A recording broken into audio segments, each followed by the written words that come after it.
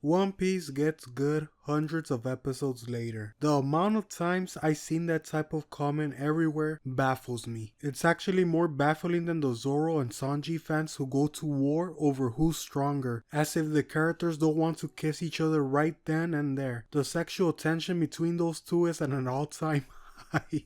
But moving on, One Piece is a series I started 4 years ago. I tried reading the manga first and read a couple chapters, but then I watched the first episode of the anime, and something about the anime just clicked with me. Maybe it's the voice acting, the music, whatever it was, I stuck with the anime ever since, and I'm so glad I did. And from the moment I began watching, I kept hearing the same thing from fans. Just wait till you get to this arc, that's when One Piece really gets good. So I'm watching through the early episodes and then I hit Arlong Park, and suddenly it wasn't just good, it was life altering. That arc broke me. I was happy, I was angry, I was crying, I was shouting at the screen with how excited I was. I couldn't believe how much I cared about these characters and their stories. So naturally I told my friend who was into One Piece, "You were right, One Piece really gets so good." And the response, "Wait, you're only at Arlong Park? I was talking about an arc that's like in episode 220. I was floored. Apparently there's a shared sentiment among fans that One Piece takes hundreds of episodes to get good. I even remember seeing a clip of this YouTuber, Moist Critical, saying he didn't really get hooked until deep into the series. And a lot of fans seem to agree with that statement, that One Piece gets really good hundreds of episodes later. And that's insane to me, because I rewatched the East Blue Saga more times than I rewatched some of the most beloved arcs in One Piece. And I keep coming back to the East Blue Saga again and again. And I thought to myself, why? Is it because they are shorter? After thinking about it, I realized what sets the East Blue Saga apart for me. It's not just the length, it's the structure. These arcs are more deeply character focused on the arc of the character. Syrup Village, Barty, Arlong Park, these aren't just adventures, they're windows into who these people are. The narrative centers on them. Compare that to future arcs like Whole Cake Island or Water 7. Yes, those arcs are amazing. Yes, they're very emotional, but the focus is split because the world of One Piece has expanded so much. In Whole Cake, while it is a Sanji arc at heart, we're also juggling Brook's mission, Big Mom's past, Luffy's fights, Jinbei's loyalty, and so on. In Water 7, while Robin is at the center, there's also Usopp's conflict, Frankie's backstory, CP9, and more. And that's not a flaw, by the way, it's just a shift in style. One Piece has grown and so has its storytelling, but the East Blue Saga, they hit different because they're so character driven. They take their time with each crew member and their personal struggles without any other side plots. That's why even though I like Water 7 more than Syrup Village in terms of scale and storytelling, the East Blue Saga still holds a special place in my heart. It's where I fell in love with One Piece, and it was the Arlong Park arc that cemented it for me. That arc is still to this day one of the best in the series, for me, and the reason is because this arc is the foundation of the Straw Hats. To me, One Piece, while it is a story about freedom and so much more, what resonated the most with me is that it's a story that reminds us that it's okay to rely on others. It's okay to not carry a heavy burden by yourself and to rely on people, as shown with Nami, Robin, Usopp, Sanji, etc. And also in Arlong Park, that's when they all realized, I will do anything for someone in this crew. We have Usopp actually fighting a fishman, someone so much stronger than him. He had the opportunity to run many times, but he held his ground for Nami. Then there's Zoro, who has questioned Nami and even told Luffy to forget about her after she stole the ship. Now he's giving it his all to help her. Sanji, well, Sanji is Sanji.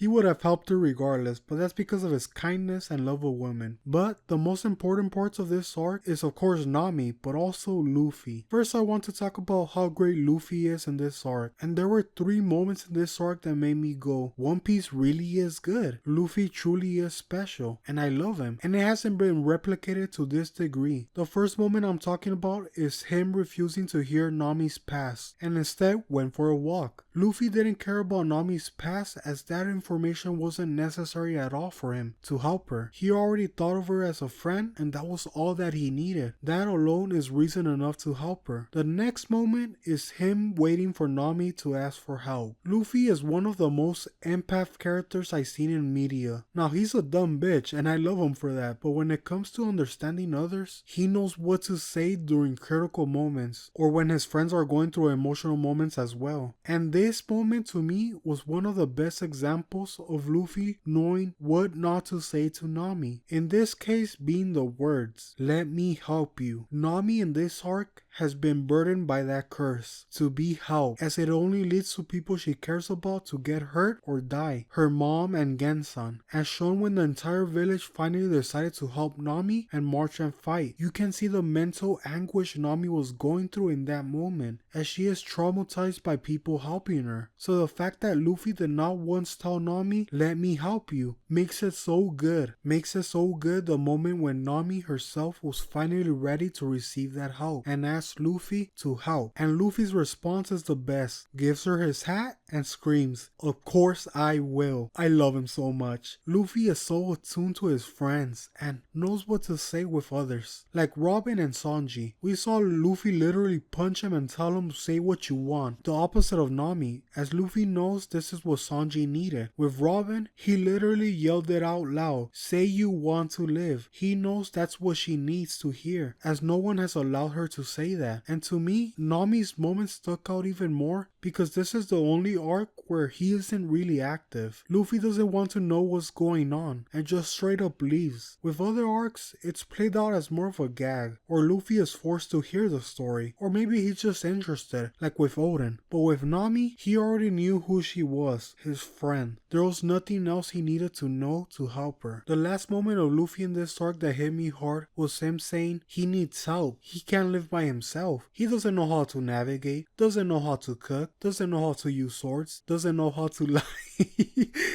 Why did he do that to Usopp?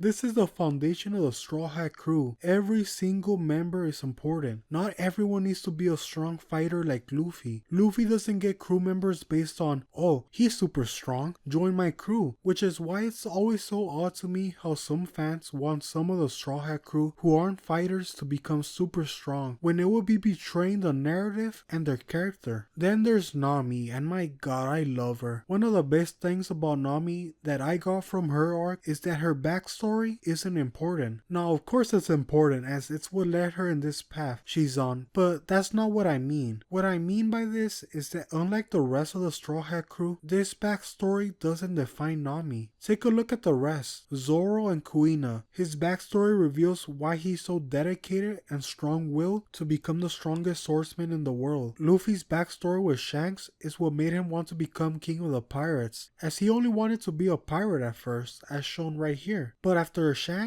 then he declared he's going to be the king of the pirates and have a better crew than Shanks. Sanji's backstory reveals why he will feed anyone who's hungry, no matter what. But with Nami, it's the opposite. This backstory was meant to show us her curse, her wanting to carry this burden alone because she doesn't want anyone else to get hurt. This backstory doesn't really give us a driving force like the rest as to why Nami is so dedicated to drawing a map of the world, as there isn't one. This has always been who Nami is, as shown in the ending of this arc where Nami tells Bellemere she's gonna draw charts for her. This is her own dream, and this is why Luffy didn't care about hearing about her past. Oda already showed us who Nami is before her arc. We've seen her have fun with everyone else, help everyone else, and putting her life on the line many times. Be kind, etc. Which is why it hit so much when the entire crew was ready to fight for her, as they all realized there really was no need to know her past. She has shown time and time again who she is in the previous arcs, and that's a friend, their friend. So when Luffy gave the order, they all were willing to risk their life for her, just as she did with them. Lastly, I want to talk about a Nami scene that resonated deeply with me, and that was her talking to Bellemere in the ending. Her just telling her everything that happened, how she has good friends, and about her dream, how she's going to leave the island. I lost someone important to me years ago, and one thing I love about One Piece that it constantly does is tackle the theme of when does a person truly die. When a person is forgotten, others never die as their will is inherited. Their love isn't gone from the world. It exists with those they love. With Nami, Bellemere is still alive, which is why I love this scene of her talking to her and Bellemere pushing her, showing us that their love is truly never gone from this world. It's inside you. It's one of the most bittersweet moments to me, as we rarely see scenes like this. Hell, I can't recall on the top of my head if there is another scene like this where a character is talking to someone who they lost. So this ended up as a talk about Arlong Park.